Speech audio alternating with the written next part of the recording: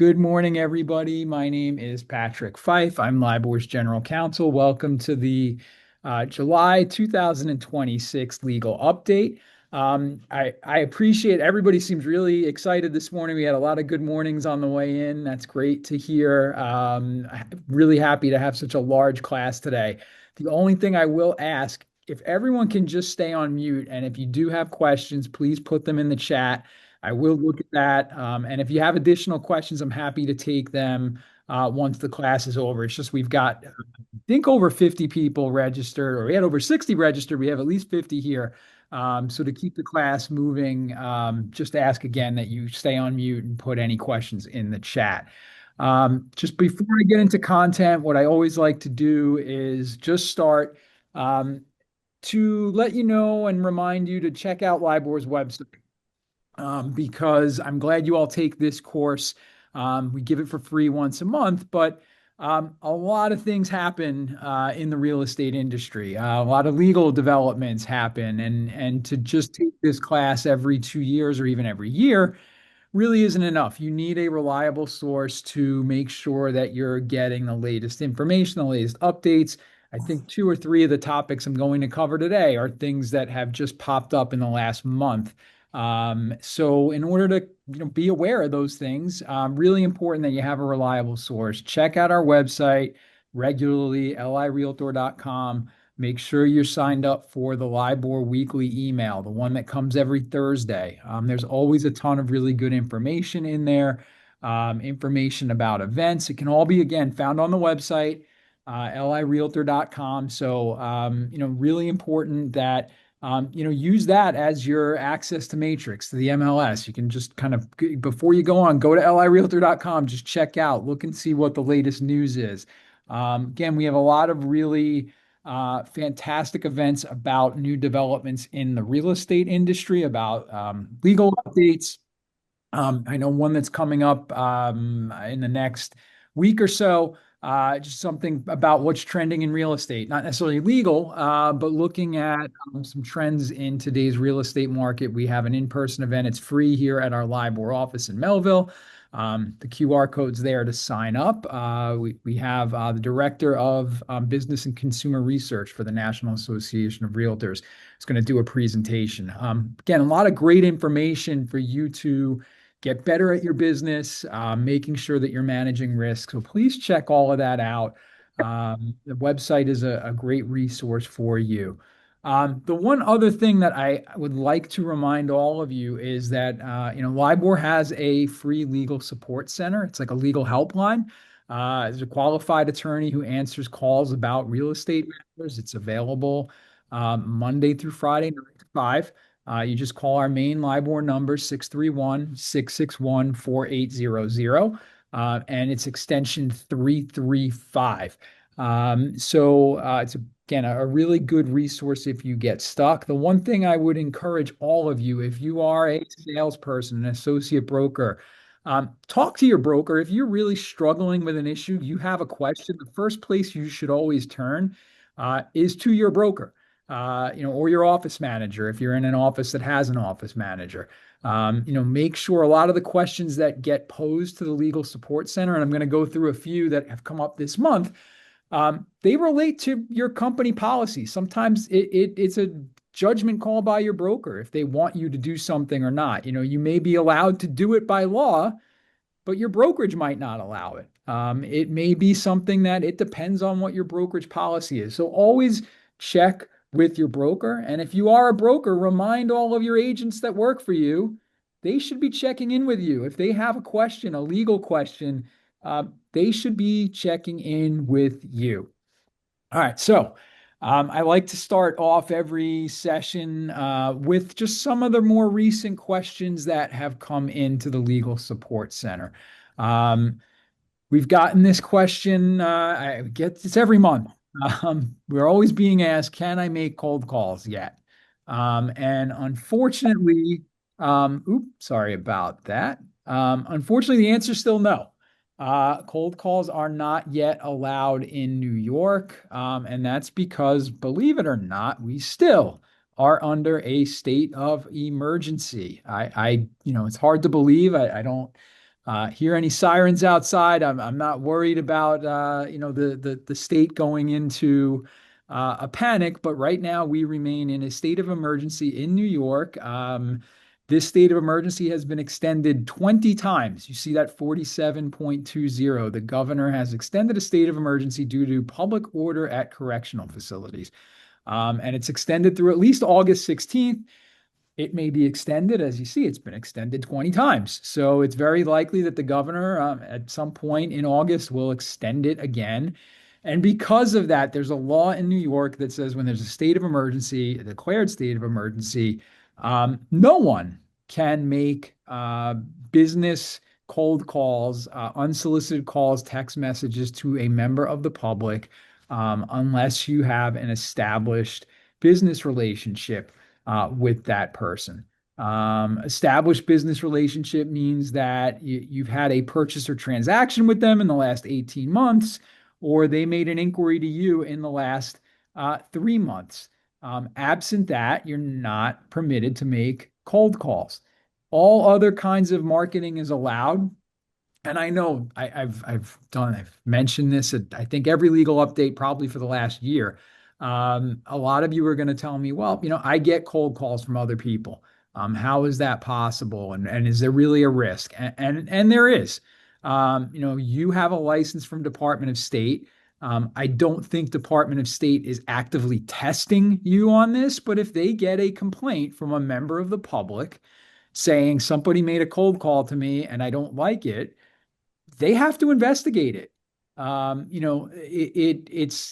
will. And the fine can be up to $20,000 per call. I see a question from Roseanne. It says, besides the cold calls not allowed, if you are on the do not call list, is it allowed? Well, let's just say hypothetically, once cold calls are allowed, let's say we're not under a state of emergency, the law changes and you can make cold calls again. The do not call list will still be in effect. So you also would not be able to call someone on the do not call list. I promise you, once cold calls are allowed, I can tell you it's very, very likely that we will do a whole webinar just on cold calls and the rules about what is required, because there are other requirements that in order to make a cold call in New York, you have to specifically identify yourself. Give the person an option to be added to your company do not call list. But I don't want to get into all that. Why? Because cold calls right now are not allowed in New York.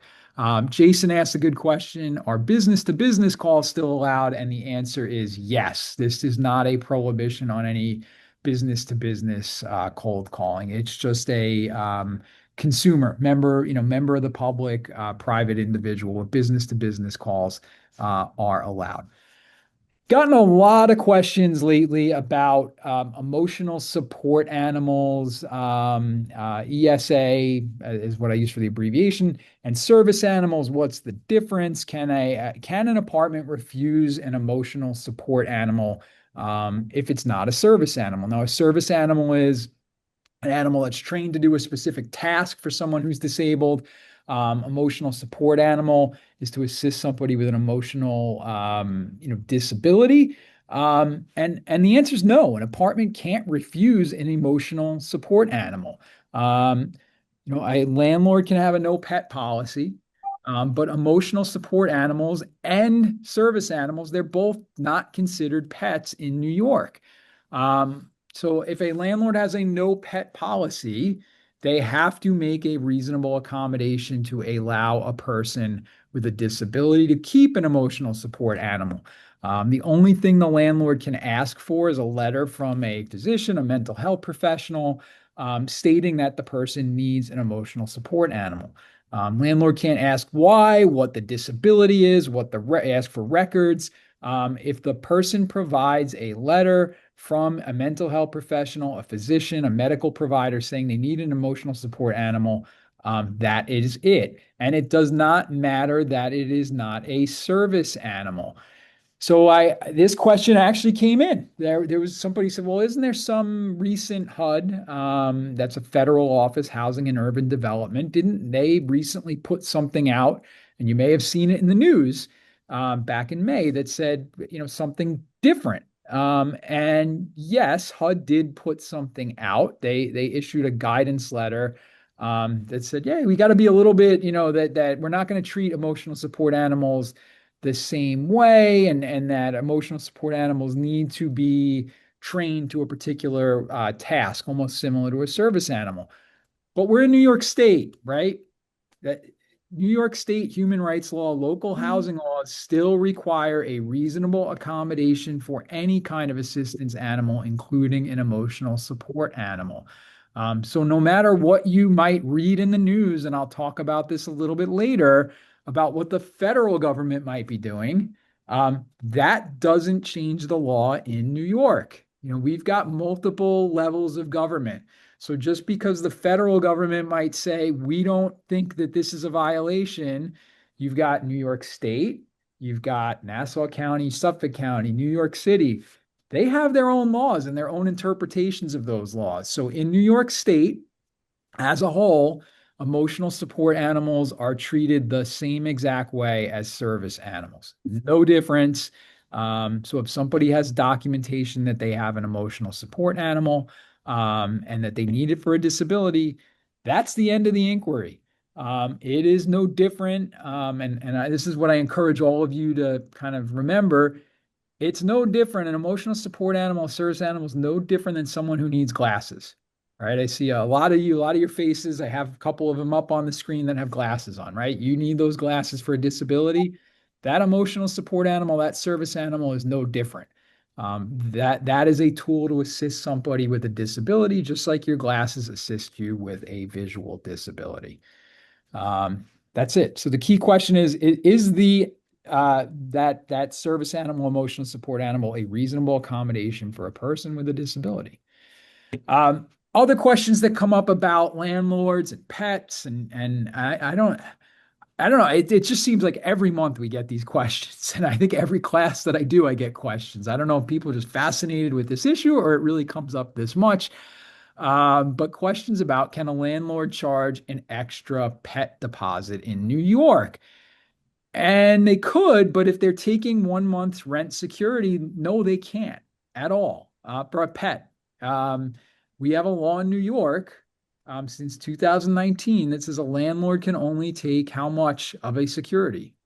1 month total of all securities. That's it. There's no additional security that a landlord is allowed. So if that landlord is taking that 1 month rent security, that's it. They can't charge an extra pet deposit. Total sum is 1 month. That is it. Um, uh, D. Marie's asked a question, what about on lease renewals? What if the landlord's still holding that 1 month's rent? That's it. That's the maximum that the landlord can hold. So if they're already holding 1 month's rent on the renewal, they can't take another month, another deposit. It's 1 month security maximum. That is all that they can charge. Landlords can charge a higher rent for pets. A pet rent. So if a landlord says, well, if you want to have a pet, it's $100 a month more. That's fine. They just can't charge more security. But remember, all of those extras, let's say it's anything different for a pet, landlords cannot charge that, apply that to a service animal or an emotional support animal. Why? They're not pets, right? Service animals, emotional support animals, they're just like those glasses. They're not a pet. They are a tool. They are a tool to assist someone with a disability. You can't charge someone more for that. It would be like charging someone more because they have a wheelchair or they have glasses. Landlords cannot do that. All right. We've gotten a lot of questions lately about office exclusive listings. Can I take an office exclusive listing? Am I allowed to have an office exclusive listing? Is that permitted? Um, yes, you can have an office exclusive listing. But I think you all need to remember that an office exclusive listing, that decision belongs to the seller. It's not the listing broker's decision. So it has to be up to the seller, and it should be an informed decision by the seller. You can explain that that is an option, but it's an option that is limited, right? If a seller chooses an office exclusive, they're limited in how that property is being marketed. The exposure is limited. It's not being disseminated through the MLS. So if you're moving forward with an office exclusive, you should explain all the options to the seller. Explain how each option may be, may or may not meet the seller's objectives, their marketing exposure. So it is something that is allowed. I'm not going to go through all the rules on the MLS that you have to follow in order. Remember, an office exclusive still needs to be entered into the MLS. You need to have a form signed by the seller. It's required by the MLS. It's just not made available public to any of the participants shown on the MLS, but it has to be an informed decision by the seller, and it needs to be up to the seller. If you've got any other questions about that, please take a look at the website. We've got explanation of the process, the MLS rules also that relate to office exclusives. And remember that if you do take an office exclusive and you do decide to ultimately market it publicly, you then have to put it on the MLS under the clear cooperation rule. All right. This question's come up, and I've seen it also in some recent ethics complaints that we've received. Let's just say you are, a buyer's agent. You reach out to somebody, or a buyer comes to you, and you sign them up to work with you. You have them sign a buyer representation agreement, and you take them out to property. And then you learn, hey, wait a second. I learned down the road at some point you're contacted by another agent and says, that's my buyer. I had an exclusive with them. You're interfering with my exclusive relationship with my buyer. What are you doing? So the question is, well, wait, I didn't know. I had no idea that you other agent were representing this person. So do I have an issue? I was an accident. I didn't know that you were representing them. Can that be an issue? Can that be an ethics complaint? It may be. Why? Yes. I encourage all of you, before you provide any services to a buyer, you should always ask the question, are you working with another realtor or another licensee under a buyer representation agreement? You have an obligation, just like when you take a new listing from an owner, from a seller, you want to ask them and find out and do your due diligence. Do they have a listing agreement with someone else? Because you don't want to interfere with someone. So you do have an obligation to ask that question. And yes, I see Carol say, yeah, put that in a text or an email confirming. You want to confirm that. You want to have some documentation that you've asked that question, and that you've been given that information. If the buyer lies to you, well, then, that's not your fault. But you have a duty to confirm that a buyer doesn't have an exclusive agreement, just like you have a duty with a seller.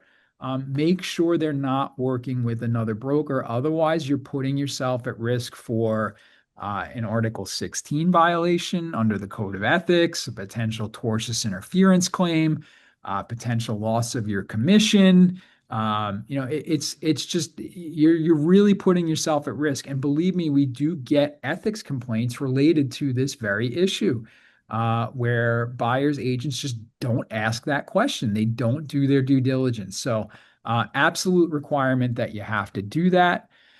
Um, Last question. This one came in this week, and it was an interesting one. Can a seller tell a listing broker, I want you to deny access to a specific buyer's agent? I don't want you to allow this particular buyer's agent to show the property. Not really. Department of State's very clear that if a buyer has the right to use a buyer's agent. They have a right to use whoever they want.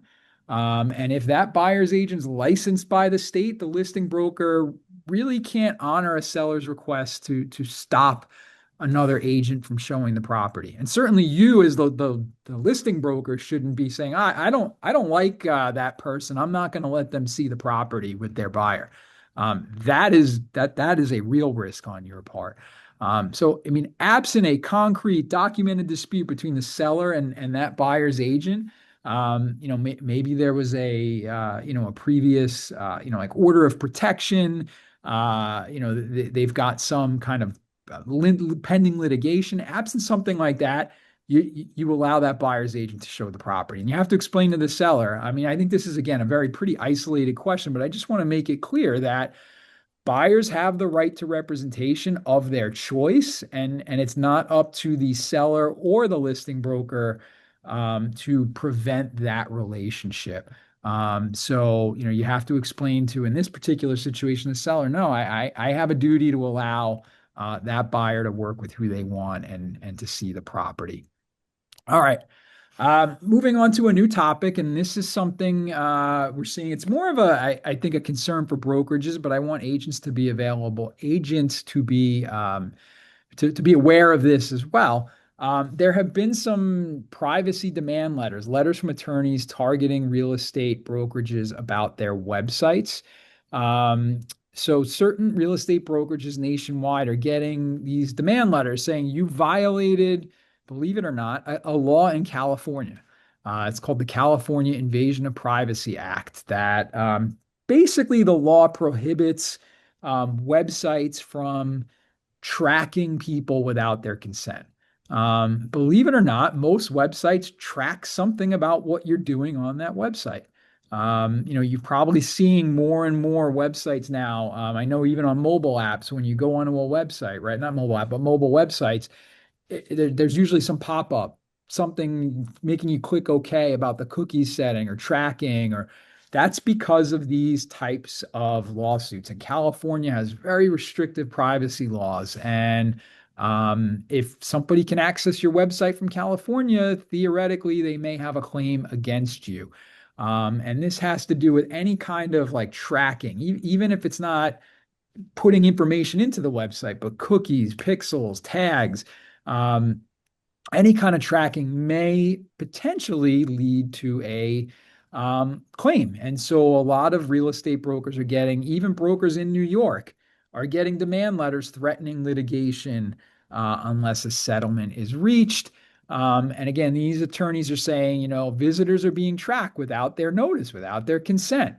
And a lot of websites have these types of tracking tools. It's standard on a lot of websites these days.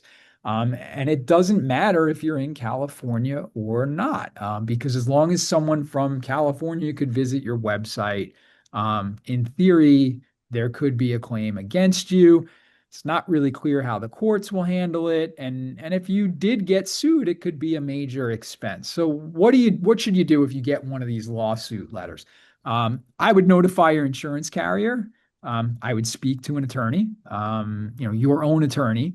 And you want to make sure that you preserve your website data, any vendor information, and evaluate claims. But what more importantly, before you get a letter, you don't want to get one of these letters. What should you be doing if you're a broker?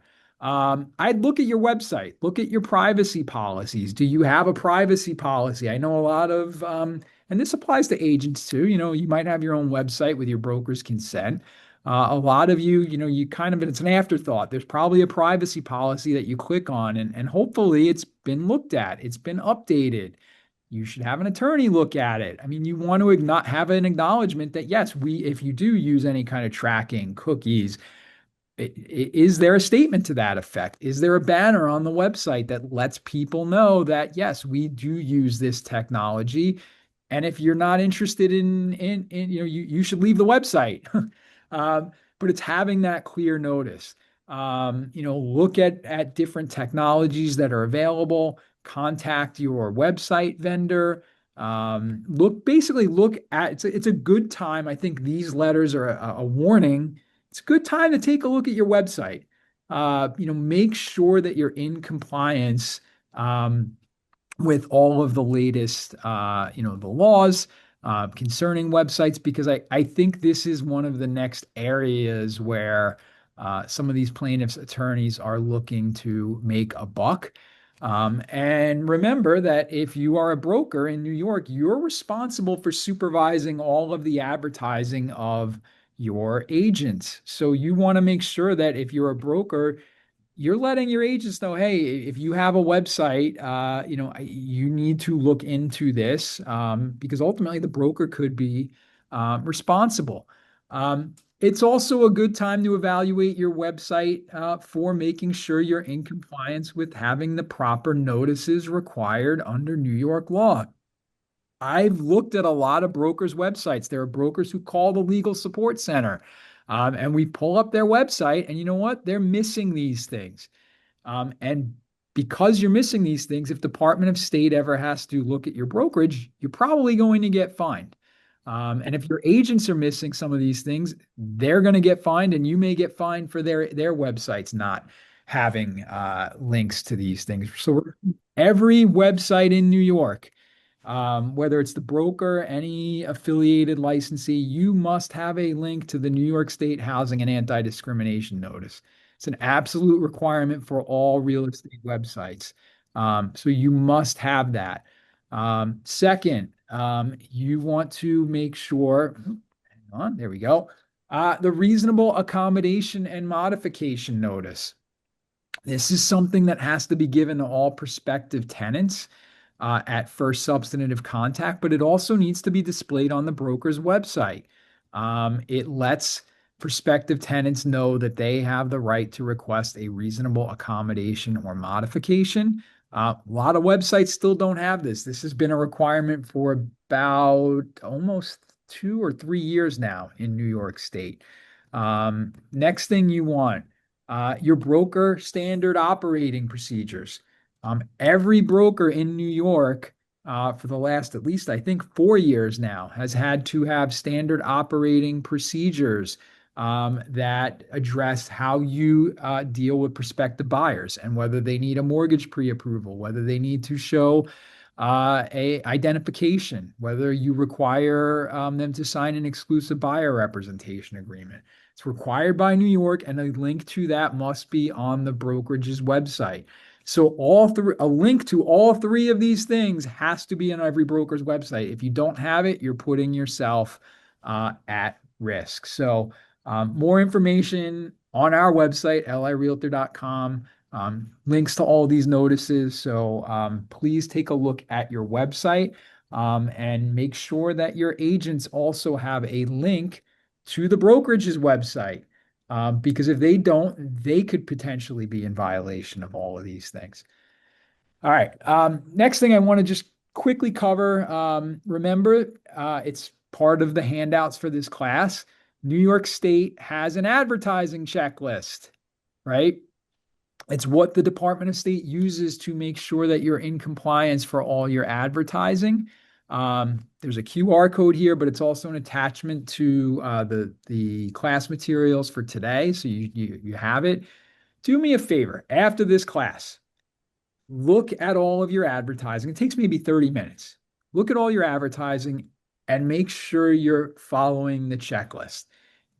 If you do that, I've just saved you potentially $500, $1,000, $2,000, maybe more in the event anyone makes a complaint against you with the Department of State. And they get dozens of complaints, probably more per month. And when they do get a complaint, they look at your website. They will ask you for your business cards. They will ask you to look at your email signature, maybe your social media. Follow the checklist. It's really easy to do. It will save you money. It will keep you out of trouble, and it will make you look more professional. So, if you just do that, I think that's one of the most important things that you can do after this class. And I would say do it every 6 months. Department of State recommends that you evaluate it periodically. If you're a broker, send this checklist out to all your agents every 6 months and remind them that they must be in compliance with this. Really easy step to take if you're a broker. I just also want to let you know Department of State is looking at the use of AI in advertising. AI is great. Oops, sorry about that. But it makes mistakes, and we don't have a law in New York right now that regulates the use of AI. But Department of State has said it will use the existing laws to regulate the use of AI. And that includes that all your advertisements have to be honest and accurate, that you can't do anything deceptive. You can't engage in false advertising. You can't engage in dishonest or misleading advertisements. So it's really important. And Department of State has actually issued a warning about this last year that said, look, AI is being used to alter images, and it's being used for advertising, and it may lead to misleading images, misleading information. And they encourage you to be authentic, and that you have to be aware that of the concerns of false advertising. And I don't think DOS is going to look and say, you know what, we give someone a pass. AI made a mistake. So the important thing is for all of you is I hope you're all using AI. I think it can be a wonderful tool, but you need to use it responsibly. And you need to put policies in place. If you're a broker, have an AI policy, all right? And circulate it to your agents. Make sure that they know that they can use it, but that they have to use it responsibly. They need to use it as a tool. They need to fact check everything. They need to double check if they're using it to enhance images, update images, create marketing materials. Make sure it's truthful, make sure it's accurate, make sure it's reviewed.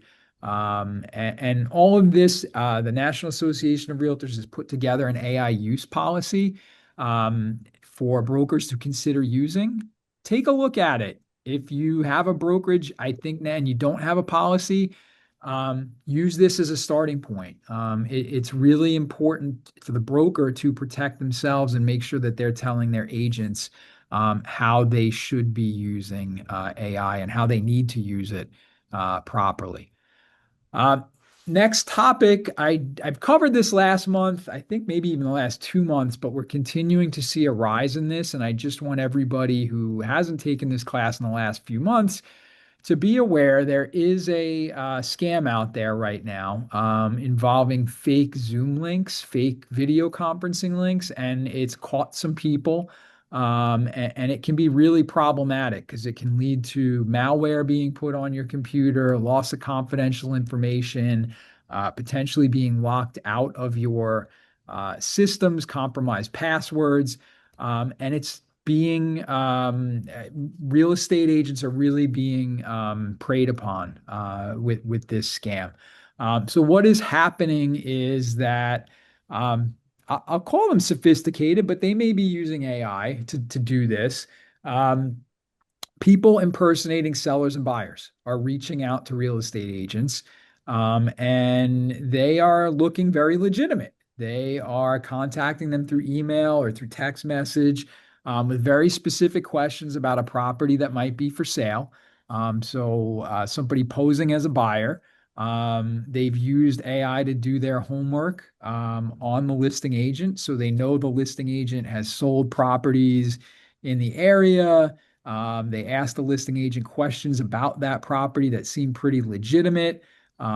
They express real interest in the property, like they're ready to make an offer. They're familiar with the area, but they're very anxious. They say, I've got specific questions about the layout of this particular house and where the bedrooms are. I don't see a floor plan, or I see the floor plan. I'm out of town. I really need to speak to you right away. And it would be much easier for us to meet face to face because I want to show you the floor plan. And again, they really try to bait you in, and they sound legitimate, authentic, and they want to get you on a Zoom. And they say, can we hop on a Zoom right away or at 2 o'clock? Here's my Zoom link. And you're like, hey, I've got a buyer who's ready to make an offer. They seem really legitimate. Sure, I'm going to click on that link. Well, the scammers are using that link, and it's not a real link to a video conference. You click on that link, you may have installed malware, which is a backdoor access to your email, your files, your passwords. They may be using it to steal your login for maybe it's through Microsoft, through Google. It may prompt you to put in what looks to be a password entry for your Microsoft account, for your Google account. It may ask you to download updates that are actually malicious code that's going to run in the background and spy into your computer. A lot of bad things. It's not legitimate. So what do you want to watch out for? Somebody who's pushing to get on Zoom immediately, especially a new contact. They don't want to get on the phone. They just insist that they immediately get on a Zoom with you, and they want you and insist on using their own link. And they create pressure to get you on immediately. Really easy to avoid. Best practice, and I think all brokers should make sure they're letting their agents know. Um, Make sure that whatever video conferencing platform that your office uses, that's what everyone's using, and that you always must send your own link. Don't use a link that is sent by someone that you've never dealt with. 100%. If you just stick to that, you've kind of foiled the scam. And I've actually heard one broker told me that they kind of caught on. They were like, I think this person's scamming me. And they said, no, I'll send you my own link. And they said that like the scammer got like angry. Like, what do you don't trust me? Like, no, we need to use my link. And she knew at that point that this was a scam and stayed away. If you're a victim, make sure that, if you're an agent, notify your broker right away. Don't sit on it. Notify if you have an IT provider, cyber insurance carrier, notify them immediately, report it to law enforcement. Your IT vendor, if there is a malware that you want to do an immediate scan, get it off there as soon as possible and alert everyone else in your office. What we've seen is these scammers will try to just kind of hit if they kind of hook somebody, they're going to then try to go after everyone else in that same office, figuring there's a vulnerability there. So be careful. All right. Next new topic for those of you that are in New York City. This is actually today. A new co-op application timeline law went into effect today. And if you're not in New York City, you still want to listen up because I'm going to go over a little bit of the history of similar laws in Nassau and Suffolk County. But this applies to co-ops. It is a new law, went into effect again today, that requires mandatory deadlines for reviewing and acting on co-op purchase applications. So co-op boards in most New York City buildings are subject to mandatory deadlines to review applications. And this law was passed at the urging of, I would say, LIBOR was very involved. I mean, one of the things you need to remember as a member of LIBOR is that your dues money goes to advocacy. A lot of it does, to get laws to help you and help homeowners and buyers and sellers have a more efficient process. And I know many of you complained, and we complained to the city legislature that, co-op boards were holding up applications for months, in some cases, many, many, many months. And it's just not a fair and transparent process. And so the city council did pass this law, that again is now in effect, that hopefully will improve the process and get rid of some of the uncertainty. It's not a perfect law, but it's a big step in the right direction and something I know that we again have been pushing for quite a while. So I'm glad it is something that went through. So first, co-op boards have to confirm that an application is complete. They have to give an acknowledgement within 15 days or identify missing terms. Response is required within 15 days of receipt. And if they don't respond within that 15-day window, the application is deemed complete by operation of law. So that's one kind of deadline. So if you submit that application on behalf of that buyer, you want to make sure that you're calendaring it for that 15 days. Co-op boards now have to make a decision within 45 days of that day that a complete application has either been confirmed or that 15-day window has passed. There is an opportunity for one 14-day extension. without the consent of the purchaser. The board has to provide the purchaser notice by email that they are extending it. And then any additional extensions would generally require the purchaser's consent, not automatic. Unfortunately, the city law does not provide that the co-op board has to state a reason for a denial. I know that's something that we pushed for. We felt, and I know it's something that I think we're going to continue to push for, that co-op board should have to provide a reason for a denial. But this law in New York City does not require the co-op board to explain why an applicant was denied. And boards do have discretion to reject applicants, for any reason, provided they are complying with all fair housing and anti-discrimination laws. So hopefully this makes things smoother. It's certainly going to, I think, help with financing because you're going to have a much tighter time frame. Hopefully have more accurate projection for closing dates and fewer delays. I will say the law does not create automatic approval. So let's say that 45-day deadline is missed by the board. It does not mean that your buyer is automatically approved. It just means that the co-op board can be fined. Unfortunately, the fines are not that significant, but hopefully they add up. It is, but it is a fine, $1,000 for the co-op board on the first violation, $1,500 for second, and $2,000 for third and subsequent violations. Remember, somebody has fined by whom? It would be fined by New York City. I forgot the exact name of the organization, but it's this again, this is a New York City law, but New York City agency, so a complaint would have to be made. I would imagine though that if complaints start to pile up, that the fines can be ratcheted up. And also maybe the legislature reexamines this and either ups the fines or comes up with a different process. So it's very important if you have a buyer who does not get a decision within that 45-day period, that you encourage that buyer to make a complaint. I wanted you all to remember too, Long Island does have co-op application laws. Nassau County has that same 15-day acknowledgement, 45-day decision deadline. Also, no reason for a denial required, unfortunately. Suffolk, though, does have what I would consider, or what we consider to be the best transparency law. Suffolk County requires 10-day acknowledgement, that 45-day decision line, and Suffolk does require the co-op board to provide a written explanation if there is going to be a denial.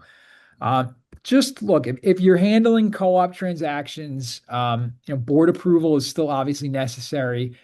It's really your job is encourage complete board package. Continue. You really want to make sure that you keep a record of those submission dates, that you're on top of it, that you monitor those deadlines. Just remind your buyers that complete, well-documented package is really going to be as important as ever. All right, I want to get into rentals a little bit.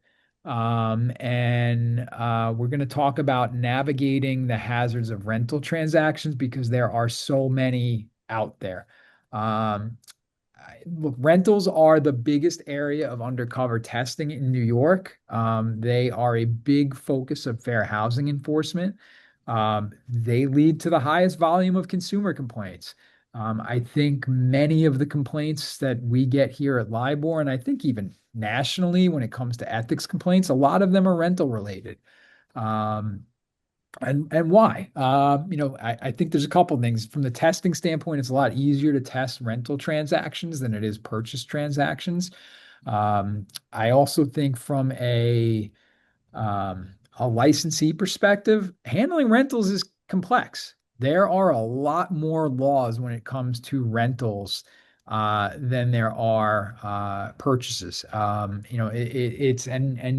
They vary from region to region. I mean, you look at New York City laws are different than Nassau, Suffolk. You've got state laws. You have an additional regulation in New York City regarding commissions.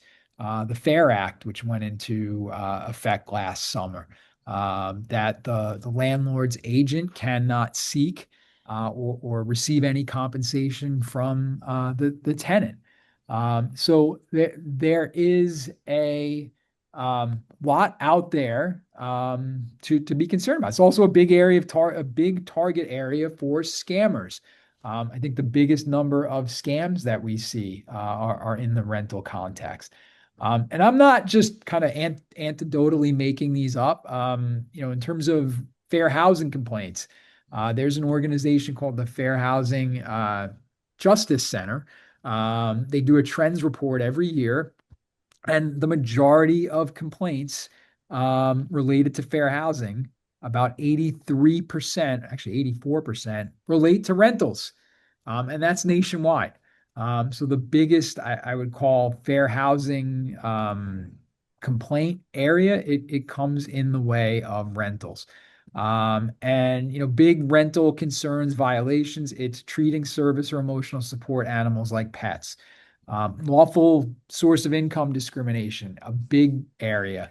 And it's not just refusing to accept vouchers, but it's delaying or saying I'm going to get back to you and never getting back to someone. It's saying, oh, I've got to check with the landlords. Those types of things, those are illegal, and they're big violation areas. Not really a fair housing related area, but fees. As New York State, we went over already about the security deposit, but also landlords charging and brokers advertising that landlords are charging application fees above $20. That's illegal in New York. It is listing agents saying, well, there's a non-refundable deposit due before I can show you the property. Illegal.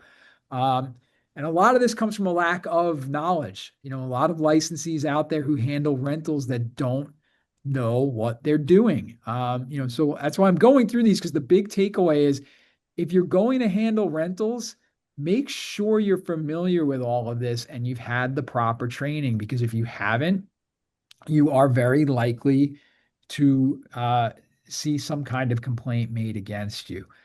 Fair Act. This was reported earlier this year. I think in the first 6 months, the New York City Department of Consumer and Worker Protection got over 1,000 complaints for violations of the Fair Act. We went over security deposits, failure to disclose agency status. It's another rental violation that seems to pop up. For some reason, brokers, I don't know, don't understand that agency disclosure in a rental transaction is just as required as it is in a purchase and sale transaction. You must disclose your agency status at first substantive contact. Provide an agency disclosure form. There's a specific landlord and tenant agency disclosure form. You need to let the consumer know who you're working for. So all of these things are common rental violations. Tenant screening is also a potential issue. I mean, we're even seeing, and I'm going to just quickly go through this, but an AI screening tools to lead to fair housing violations. It's really an area that you need to make sure you know what you're doing before you get into it. So if you're a broker, you should have rental supervision policies. Make sure that, if you're going to allow agents to handle rentals, that they know what your policies are, they know what your procedures are, that you have somebody overseeing them, that you provide some kind of rental training, or make sure that you know that they have requisite experience. Check in, do occasional audits. Make sure that rental transactions are being handled properly. Is there agency disclosure? Was there any issue with the Fair Act? All of these things are things that brokers should be looking at. Remember the Fair Act. I've mentioned this a few times, but residential landlords cannot pass the fees of their brokers on to prospective tenants. Any fee. Applies to anything in New York City, any residential apartment. It does not apply to commercial. And it's any fee, right? People have called the legal support center asking questions about, well, can the landlord pass along this fee, or what if we structure it this way?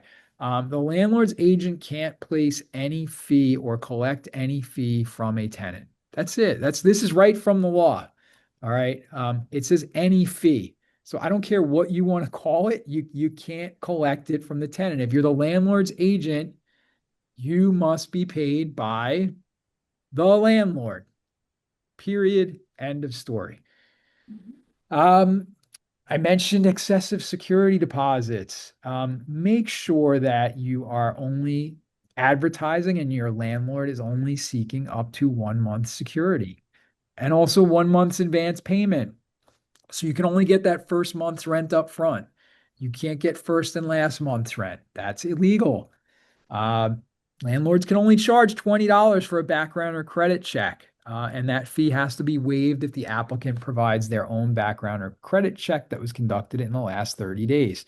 Um, you have to make sure that these things are landlords don't know this, and you need to tell them. And you can't advertise something that's illegal. You are going to get yourself in trouble. Any other kinds of fees, a viewing fee, an application fee, anything like that is considered illegal in New York. And the landlord and you, as the listing agent, can be in trouble. Remember, clear cooperation. You have to, if you're taking a listing for a rental, it has to be put on the MLS if you are going to market it publicly. I mean, there may be a private listing. We mentioned like an office exclusive or a private. Those are allowed, but if you start marketing anything publicly, it has to be put, even if it's a rental, has to be put in the MLS within 1 business day. Clear cooperation rule does apply to residential rentals. Lawful source of income. This is probably the number one area of testing in New York when it comes to fair housing. Remember that lawful source of income is a protected class. So, regardless of where someone gets their income, you need to treat them the same. I just substitute out any race, any religion, whatever it is, for having a voucher, Social Security. You can't treat anyone differently based on where their income comes from. It would be the same thing as treating a tenant differently because of their religion. So if a tenant calls and says, I have Social Security, I have a voucher, it's very simple. You just treat them the same way that you would anyone else. Okay. Well, let me know. Where are you looking for your apartment? What area? How many bedrooms? And what's your price range? What can you afford based on your Social Security, or what type of what is the rent that your voucher covers? That's it. That is treating somebody equally. It's you're asking the same questions. Don't turn prospects away because they receive any kind of financial assistance. You just need to let them know about all of the vacancies that meet their needs. Yes, if somebody has a voucher for $2,000, an $8,000 a month apartment does not meet their needs, right? But you let them set the price range based on what their voucher provides. And then you ask them questions about their voucher. You educate yourself about the program. You get copies of whatever information there is concerning their program. Um, I know I have about 3 minutes left. So I just want to mention this reasonable accommodation and modification notice. Um, this is something I mentioned, it has to be on your website. And if you have questions about this, go on lirealtor.com. Just look up reasonable accommodation and modification notice. So if you're working with prospective tenants, you have to provide them the fair housing notice. You have to provide them an agency disclosure, and you have to provide them this form as well at first substantive contact. It is required by the New York State human rights law. It lets the tenant know that they have the right to ask for a reasonable modification or accommodation. So something like a service animal, an emotional support animal, a grab bar, a ramp. has to be given to all prospective tenants at first substantive contact. So if you start showing a prospective tenant apartments, or you're the listing agent and you're showing a prospective tenant an apartment, and they start asking about potentially leasing and what the lease terms are, you need to give all of this. You need to give all your standard disclosures. Um, so with that, I've been asked this question a couple times. Well, I'm kind of concerned about all this stuff you're throwing out there, and I've only handled one rental in my career. And can I have a no rental policy, or if I'm a broker, and I know there are brokers out there that can I just say, you know what, I don't want my agents to handle rentals? Absolutely. You can choose not to handle rentals, right? But how do you need to handle that? Well, you need to apply that consistently.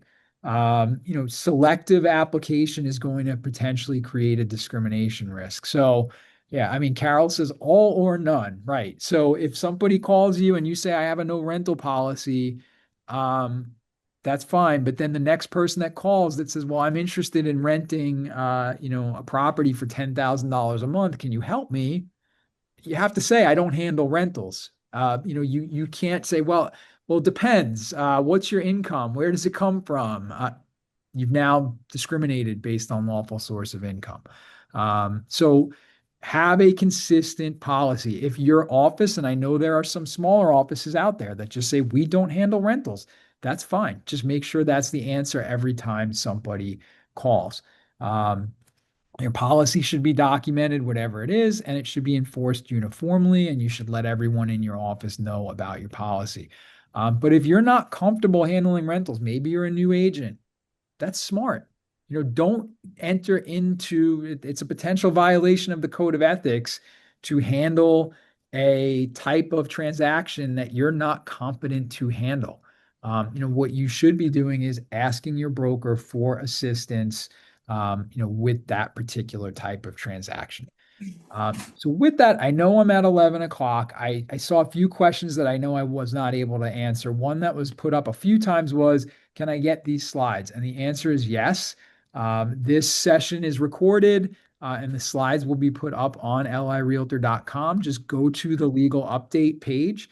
Every month we put the slides and the video up for you to look at. So feel free to go there, and feel free to sign up next month. If you like this class, we offer it for free every month, and it is available for members to take as often as they'd like. So I thank you. Thank you for everybody for being quiet and staying on mute. I hope everybody enjoys the rest of their day, and have a good one.